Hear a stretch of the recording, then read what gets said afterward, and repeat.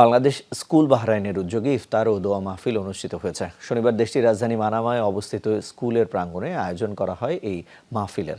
অনুষ্ঠানে প্রধান অতিথি ছিলেন বাংলাদেশ দূতাবাসের chargé d' affaires AKM Mohiuddin Kayes. বিশেষ অতিথি ছিলেন দূতাবাসের শ্রম সচিব মাহফুজুর রহমান, স্কুলের ভাইস চেয়ারম্যান মোহাম্মদ গিয়াসউদ্দিন। সভাপতিত্ব করেন বাংলাদেশ স্কুল বাহরাইনের চেয়ারম্যান মোহাম্মদ মুইস চৌধুরী।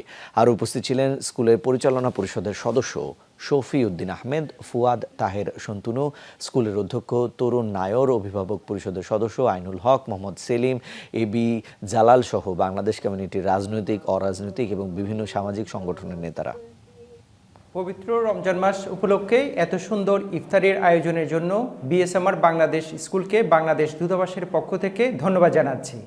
আমরা আশা করছি এই স্কুল বাংলাদেশের শিক্ষার্থীদের মাঝে গুণগত মান বজায় রেখে শিক্ষা প্রসারে গুরুত্বপূর্ণ ভূমিকা রাখবে। আমাদের একটা ইফতার মাহফিল আয়োজন হয়েছে, ওনাদেরকে ধন্যবাদ এই স্কুলের প্রোগ্রামে আসার জন্য।